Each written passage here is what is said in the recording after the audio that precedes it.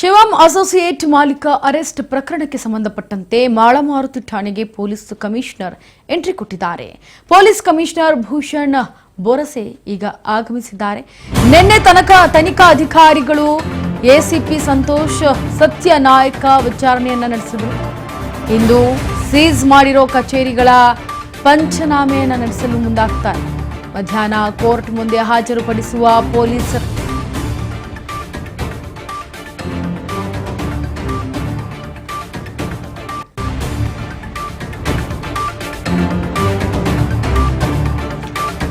ಶಿವಂ associate ಮಾಲೀಕ ಈಗ arrest ಆದಂತಹ ಪ್ರಕರಣಕ್ಕೆ ಸಂಬಂಧಪಟ್ಟಂತೆ ಏನು ಶಿವಂ ಅಸೋಸಿಯೇಟ್ ಮಾಲೀಕ ಸೈನಿಕರ ಒಂದು ಹೂಡಿಕೆಯ ಹಣ ಮತ್ತೆ ಒಂದಷ್ಟು ಸಾಮಾನ್ಯ ಜನರ ಹೂಡಿಕೆಯ ಹಣವನ್ನು ದುರುಪಯೋಗ ಪಡಿಸ್ಕೊಳ್ತಾ ಇದ್ದಾರೆ ಅನ್ನೋ ನಿಟ್ಟಿನಲ್ಲಿ ರೈಡ್ ಅನ್ನ ಮಾಡಲಾಗಿತ್ತು. ಈಗ ಅದಕ್ಕೆ ಆ ಪ್ರಕರಣಕ್ಕೆ ಸಂಬಂಧಪಟ್ಟಂತೆ ಮಾಳಮಾರುತಿ ಠಾಣೆಗೆ ಪೊಲೀಸ್ ಕಮಿಷನರ್ ಎಂಟ್ರಿ ಕೊಟ್ಟಿದ್ದಾರೆ. ಪೊಲೀಸ್ ಕಮಿಷನರ್ ಭೂಷಣ್ ಬೋರಸೆ ಆಗಮಿಸಿದ್ದಾರೆ ಮಾಳಮಾರುತಿ ಠಾಣೆಗೆ.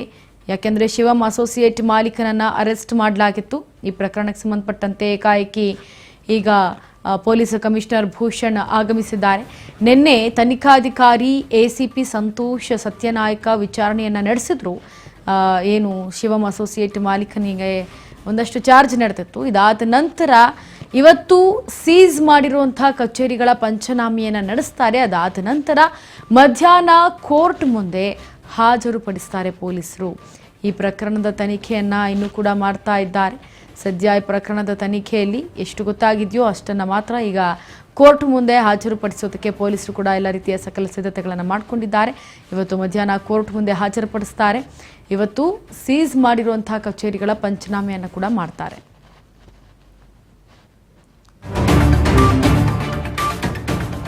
ಶಿವಂ ಅಸೋಸಿಯೇಟ್ ಮಾಲೀಕ ಅರೆಸ್ಟ್ ಪ್ರಕರಣಕ್ಕೆ ಸಂಬಂಧಪಟ್ಟಂತೆ ಈ ವಂಚನೆ ಪ್ರಕರಣಕ್ಕೆ ಎಂಟ್ರಿ ಕೊಟ್ಟ ಸಿಐಟಿ ತಂಡ.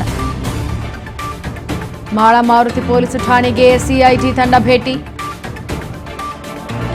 ನೀಲಣ್ಣವರ ಬಗ್ಗೆ ಮಾಹಿತಿಯನ್ನ ಕಲೆ ಹಾಕ್ತಾ ಇದ್ದಾರೆ ಸಿಐಟಿ ಅಧಿಕಾರಿಗಳು. ಬೆಂಗಳೂರಿನಿಂದ ಬಂದಿರೋ ಸಿಐಡಿ ಅಧಿಕಾರಿಗಳ ತಂಡ ಡಿವೈಎಸ್ಪಿ ನೇತೃತ್ವದ ತಂಡದಿಂದ ಮಾಹಿತಿಗಳನ್ನು ಸಂಗ್ರಹಿಸ್ತಾ ಇದ್ದಾರೆ. ನೋಡಿ, ಶಿವಂ ಅಸೋಸಿಯೇಟ್ ಮಾಲೀಕ ಅರೆಸ್ಟ್ ಆಗಿರೋದೀಗ ವಂಚನೆ ಪ್ರಕರಣದಲ್ಲಿ. ಇದಕ್ಕೆ ಸಂಬಂಧಪಟ್ಟಂತೆ ಸಿಐಡಿ ಕೂಡ ಈಗ ಎಂಟ್ರಿ ಕೊಟ್ಟಿದೆ ಈ ಪ್ರಕರಣಕ್ಕೆ. ಒಂದು ಕಡೆ ಪೊಲೀಸರು ಕೂಡ ತನಿಖೆಯನ್ನ ಮಾಡ್ತಿದ್ದಾರೆ, ವಿಚಾರಣೆಯನ್ನ ನಡೆಸ್ತಾ ಇದ್ದಾರೆ. ಎಲ್ಲೆಲ್ಲಿ ಈ ಜಾಲ ಬೀಡು ಬಿಟ್ಟಿದೆ ಅಂತ ಹುಡುಕ್ತಾ ಇದ್ದಾರೆ. ಈ ಸಮಯದಲ್ಲೇ ಈಗ ಎಂಟ್ರಿ ಕೊಟ್ಟಿರೋದು ಸಿಐಡಿ ತಂಡ. ಮಾಳಮಾರುತಿ ಪೊಲೀಸ್ ಠಾಣೆಗೆ ಸಿಐಡಿ ತಂಡ ಭೇಟಿ ಕೊಟ್ಟಿದೆ.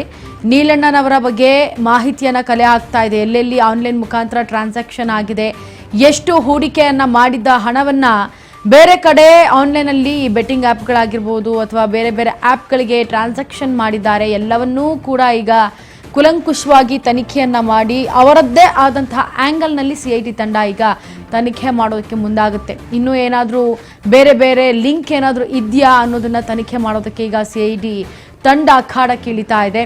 ಸೊ ನೀಲಣ್ಣವರ ಬಗ್ಗೆ ಕೂಡ ಮಾಹಿತಿಯನ್ನು ಕಲೆ ಹಾಕಲಿದ್ದೆ ಸಿಐಡಿ ಅಧಿಕಾರಿಗಳು. ಇತ್ತ ಬೆಂಗಳೂರಿನಿಂದ ಬಂದಿದ್ದಾರೆ ಸಿಐಡಿ ಅಧಿಕಾರಿಗಳ ತಂಡ.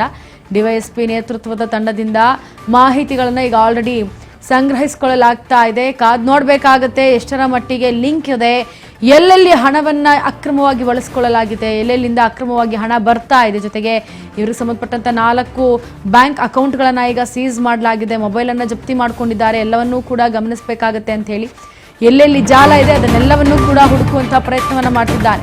ಕೆಲ ಹೊತ್ತಿನಲ್ಲಿ ನೀಲಣ್ಣನವರ ಕಚೇರಿ ಮನೆಯಲ್ಲಿ ಪಂಚನಾಮೆಯನ್ನ ಮಾಡೋದಕ್ಕೆ ರೆಡಿ ಮಾಡ್ಕೊಳ್ತಾ ಇದ್ದಾರೆ. ಶಿವಭವಸ ನಗರದ ಮನೆಯಲ್ಲಿ ಈಗ ಪೊಲೀಸರು ಪಂಚನಾಮೆಯನ್ನು ಮಾಡೋದಕ್ಕೆ ಮುಂದಾಗ್ತಾ ಇದ್ದಾರೆ. ನಿನ್ನೆ ರಾತ್ರಿ ಶಿವಾನಂದ ನೀಲಣ್ಣನವರ ಬಂಧಿಸಿದಂತಹ ಪೊಲೀಸರು ಕೆಲ ಹೊತ್ತಿನಲ್ಲಿ ಈಗ ನೀಲಣ್ಣನವರ ಕಚೇರಿಯ ಮನೆಯಲ್ಲಿ ಈಗ ಪಂಚನಾಮೆಯನ್ನು ಮಾಡೋದಕ್ಕೆ ಮುಂದಾಗ್ತಾ ಇದ್ದಾರೆ. ಶಿವಬಸವನಗರದ ಮನೆಗೆ ಕರೆದುಕೊಂಡು ಹೋದಂತಹ ಪೊಲೀಸರು ಅತ್ತ ಎಲ್ಲವನ್ನೂ ಕೂಡ ಕಚೇರಿ ಮತ್ತು ಮನೆಯಲ್ಲಿ ಪಂಚನಾಮೆ ಮಾಡೋದಕ್ಕೆ ಮುಂದಾಗ್ತಾ ಇದ್ದಾರೆ. ನಿನ್ನೆ ರಾತ್ರಿ ಕೂಡ ಶಿವಾನಂದ ನೀಲಣ್ಣನವರ ಬಂಧಿಸಿದ್ದ ಅಲ್ಲದೆ ಪೊಲೀಸರು ಇಡೀ ರಾತ್ರಿ ಆತನನ್ನ ವಿಚಾರಣೆಗೆ ತೆಗೆದುಕೊಂಡಿದ್ದಾರೆ. ಅವರಿಗೆ ಯಾವ ಆಯಾಮದಲ್ಲಿ ವಿಚಾರಣೆಯನ್ನ ಮಾಡಬೇಕೋ ಆಯಾ ಆಯಾಮದಲ್ಲಿ ವಿಚಾರಣೆಯನ್ನ ಮಾಡಿದ್ದಾರೆ ಪೊಲೀಸರು.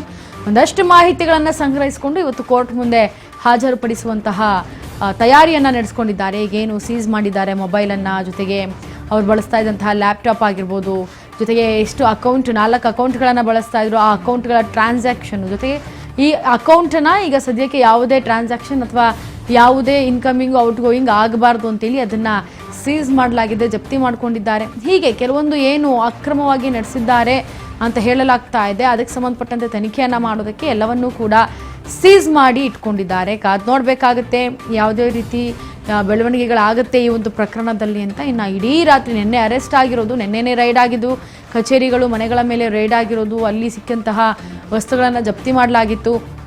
ಈಗ ಅದಕ್ಕೆ ಸಂಬಂಧಪಟ್ಟಂತೆ ನಿನ್ನೆನೇ ಅರೆಸ್ಟ್ ಮಾಡಿಕೊಂಡು ಕರ್ಕೊಂಬಂದಿದ್ರು ಪೊಲೀಸರು. ಈಗ ಇಡೀ ರಾತ್ರಿ ಆತನನ್ನು ವಿಚಾರಣೆಯನ್ನು ನಡೆಸಿದ್ದಾರೆ. ಅದು ಕೂಡ ACP ಸತ್ಯನಾಯಕ ನೇತೃತ್ವದ ಟೀಮ್ ಸಖತ್ ಡ್ರಿಲ್ ಮಾಡಿದೆ. ಏನೇನೆಲ್ಲ ಮಾಹಿತಿಗಳನ್ನು ಕಲೆ ಹಾಕಿದೆ. ಸದ್ಯ ಈಗ CBIಗೆ ಈ ಪ್ರಕರಣಕ್ಕೆ ಎಂಟ್ರಿ ಕೊಟ್ಟಿರೋದು. ಈ ಪ್ರಕರಣಕ್ಕೆ CBI ಎಂಟ್ರಿ ಕೊಟ್ಟು ಇನ್ನಷ್ಟು ತಪಾಸಣೆಯನ್ನು ನಡೆಸೋದಕ್ಕೆ ಮುಂದಾಗುತ್ತೆ. ಇದ್ರ ಬಗ್ಗೆ ಹೆಚ್ಚಿನ ಮಾಹಿತಿಯನ್ನು ಕೊಡೋದಕ್ಕೆ ನಮ್ಮ ಪ್ರತಿನಿಧಿ ಮಂಜುನಾಥ್ ದೂರವಾಣಿ ಸಂಪರ್ಕದಲ್ಲಿ. ಮಂಜುನಾಥ್, ಈಗ ಏನು ಬೆಳಗಾವಿಯಲ್ಲಿ ನಡೆದಂಥ ಈ ಒಂದು ಪ್ರಕರಣ ಎಲ್ಲರನ್ನೂ ಕೂಡ ಬೆಚ್ಚಿ ಬೀಳಿಸ್ತಾ ಇದೆ. ಇದು ಒಂದು ಕಡೆ ಆದರೆ ಈಗ ನೀಲಣ್ಣನವರ ಅರೆಸ್ಟ್ ಆಗಿರೋದು, ನಿನ್ನೆ ಎಲ್ಲ ರಾತ್ರಿ ಎಲ್ಲ ಡ್ರಿಲ್ ಮಾಡಿರೋದು, ಈಗ CID ಬೇರೆ ಎಂಟ್ರಿ ಕೊಡ್ತಾ ಇರೋದು, ಈ ಪ್ರಕರಣ ಎಲ್ಲಿಗೋಗಿ ಮುಟ್ಟುತ್ತೆ? ಇದರಲ್ಲಿ ಏನ್ ಶಿವಮ್ ಅಸೋಸಿಯೇಟ್ಸ್ ಅನ್ನು ಏನ್ ಶಿವಾನಂದ ನಿಲನವರನ್ನು ಮಾಲಕತ್ವದಲ್ಲಿ ಇರ್ತಕ್ಕಂಥ ಏನ್ ಶಿವಮ್ ಅಸೋಸಿಯೇಟ್ಸ್ ಇದೆ, ಏನ್ ಜನರಿಂದ ಅಕ್ರಮವಾಗಿ ಹಣ ಸಂಗ್ರಹಣೆ ಮಾಡ್ತಾ ಇದೆ ಅಂತ ಒಂದು ಆರೋಪದ ಹಿನ್ನೆಲೆಯಲ್ಲಿ ಒಂದು DC ಅವರು ಒಂದು ಆದೇಶವನ್ನು ಮಾಡ್ತಾರೆ. ಅದೇ ರೀತಿಯಾಗಿ ತನಿಖಾಧಿಕಾರಿಗಳು ಒಂದು ತನಿಖೆಯನ್ನ ಮಾಡಿ ಏನು ಜಿಲ್ಲಾಧಿಕಾರಿಗಳಿಗೂ ಕೂಡ ಒಂದು ಏನಾದ್ರೂ ತನಿಖೆಯ ವರದಿಯನ್ನ ಸಲ್ಲಿಸ್ತಾರೆ. ಅದಾದ ಬಳಿಕ ಜಿಲ್ಲಾಧಿಕಾರಿಗಳ ಮೇರೆಗೆ ಒಂದು FIR ಕೂಡ ದಾಖಲಾಗುತ್ತೆ. ಅದಾದ ಬಳಿಕ ನಿನ್ನೆ ರಾತ್ರಿ ಏನ್ ಶಿವಮ್ ಅಸೋಸಿಯೇಟ್ಸ್ ಮಾಲಕನಾಗಿರ್ತಕ್ಕಂಥ ಏನ್ ಶಿವಾನಂದ ನಿಲನ್ ಅವ್ರನ್ನ ಕೂಡ ಅರೆಸ್ಟ್ ಮಾಡ್ತಾರೆ. ರಾತ್ರಿ ಎಲ್ಲ ಏನ್ ACP ಏನ್ ಸತ್ಯನಾಯಕ್ ಅವರ ನೇತೃತ್ವದಲ್ಲಿ ರಾತ್ರಿ ಎಲ್ಲವೂ ಕೂಡ ಅವರನ್ನ ಡ್ರಿಲ್ ಮಾಡಿ ಅಂದ್ರೆ ಏನೆಲ್ಲ ಮಾಹಿತಿ ಬೇಕಾಗಿತ್ತು ಪೊಲೀಸರು ಅವನ್ನೆಲ್ಲವನ್ನು ಕಲೆ ಹಾಕಿ ಈಗ ಏನು ಅವ್ರ ಮನೆ ಇರ್ಬೋದು, ಅದೇ ರೀತಿ ಆಫೀಸ್ ಇರ್ಬೋದು, ಅಲ್ಲೆಲ್ಲವೂ ಬಂದು ಕೂಡ ಈಗ ಆಫೀಸ್ ಅನ್ನು ಕೂಡ ಈಗ ಸರ್ಚ್ ಮಾಡ್ತಾ ಇರುವಂತದ್ದು. ಅದಲ್ಲದೆ ಅದು ಪೊಲೀಸರು ಒಂದ್ ಕಡೆ ಆದ್ರೆ ಮತ್ತೊಂದ್ ಕಡೆ ಈಗ CID ಕೂಡ ಎಂಟ್ರಿ ಆಗಿರ್ತಕ್ಕಂಥದ್ದು. ಮಾಳಮಾರುತಿ ಸ್ಟೇಷನ್ಗೆ ಬಂದು ಅಲ್ಲಿರ್ತಕ್ಕಂಥ ಮಾಹಿತಿಯನ್ನ ಈಗ CID ಅಧಿಕಾರಿಗಳು ಈ ನಿಲನ್ ಅವ್ರ ಬಗ್ಗೆ ಕಲೆ ಹಾಕ್ತಾ ಇರುವಂತದ್ದು. ಒಟ್ಟಾರೆಯಾಗಿ ಹೇಳ್ಬೇಕಂದ್ರೆ ಇದನ್ನ ಯಾವ ರೀತಿಯಾಗಿ ಪೊಲೀಸರಾಗಿರ್ಬೋದು, CID ಅಧಿಕಾರಿಗಳಾಗಿರ್ಬೋದು ಇದನ್ನ ಈ ತನಿಖೆಯನ್ನ ಯಾವ ರೀತಿ ತೆಗೆದುಕೊಂಡು ಹೋಗ್ತಾರೆ, ಮತ್ತೆ ಈ ಠೇವಣಿದಾರರಿಗೆ ಯಾವ ರೀತಿಯಾಗಿ ನ್ಯಾಯ ದೊರಕಿಸಿಕೊಡ್ತಾರೆ ಅನ್ನೋದೇ ಒಂದು ರೀತಿಯಾಗಿ ಪ್ರಶ್ನೆ ಇರ್ತಕ್ಕಂಥದ್ದು.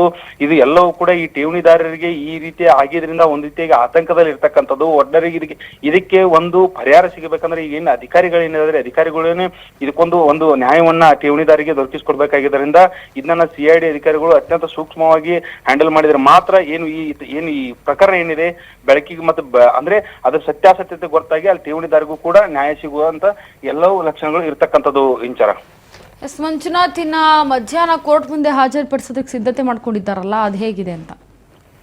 ಇಂಜರ ಏನು ಇವತ್ತು ಏನು ನಿನ್ನೆ ಕಸ್ಟಡಿಗೆ ತೆಗೆದುಕೊಂಡಿದ್ದರಿಂದ ಅವರನ್ನ 24 ಗಂಟೆ ಒಳಗೆ ನ್ಯಾಯಾಂಗ ಬಂಧನಕ್ಕೆ ಕೊಡ್ಲೇಬೇಕಾಗಿದ್ದರಿಂದ ಜಡ್ಜ್ ಮುಂದೆ ಹೋಗಿ ಅಲ್ಲಿ ನ್ಯಾಯಾಧೀಶರಿಗೂ ಕೂಡ ಕನ್ವಿನ್ಸ್ ಮಾಡುವುದು ಅಂದ್ರೆ ನಮ್ಗೆ ಇವನ್ನ ಹೆಚ್ಚಿನ ವಿಚಾರಣೆಯನ್ನ ಮಾಡ್ಬೇಕಾಗುತ್ತೆ, ಆದ್ರಿಂದ ನಮ್ ಕಸ್ಟಡಿಗೆ ಕೊಡಂತೇಳಿ ಪೊಲೀಸರು ಕೇಳುವ ಸಾಧ್ಯತೆಗಳಿರೋದ್ರಿಂದ ಅದಲ್ಲದೆ ಈಗ ನ್ಯಾಯಾಧೀಶರ ಮುಂದೆ ಮಧ್ಯಾಹ್ನದವರೆಗೂ ಕೂಡ ಅವ್ರ ಆಫೀಸ್ ಇರ್ಬೋದು, ಅವ್ರ ಮನೆ ಇರ್ಬೋದು, ಎಲ್ಲವನ್ನು ಕೂಡ ಈಗ ಮತ್ತೆ ಅವರಲ್ಲಿ ಯಾವ್ಯಾವ ಅಂದ್ರೆ ದಾಖಲೆಗಳಿರ್ಬೋದು, ಅದೇ ರೀತಿ ಅವರು ಯಾವ ರೀತಿಯಾಗಿ ಪ್ರಾಪರ್ಟಿ ಏನಾದ್ರು ಮಾಡಿದಾರ ಅಥವಾ ಇವ್ರು ಎಲ್ಲಾದ್ರೂ ಹೂಡಿಕೆ ಮಾಡಿದಾರೆ ಇವೆಲ್ಲವನ್ನು ಕೂಡ ಪೊಲೀಸರ ಕಲೆ ಹಾಕಿ ಅದಾದ ನಂತರ ಮಧ್ಯಾಹ್ನ ಆದ ನಂತರ ನ್ಯಾಯಾಧೀಶರ ಮುಂದೆ ಇವರನ್ನ ಹಾಜರುಪಡಿಸಿ ಮತ್ತೆ ಕಸ್ಟಡಿಗೆ ಅಂದ್ರೆ ನಮ್ಗೆ ಕಸ್ಟಡಿ ಕೊಡಿ ಹೆಚ್ಚಿನ ವಿಚಾರಣೆ ಮಾಡ್ಬೇಕಂತೇಳಿ ಪೊಲೀಸರು ಕೇಳುವ ಸಾಧ್ಯತೆ ಇದೆ.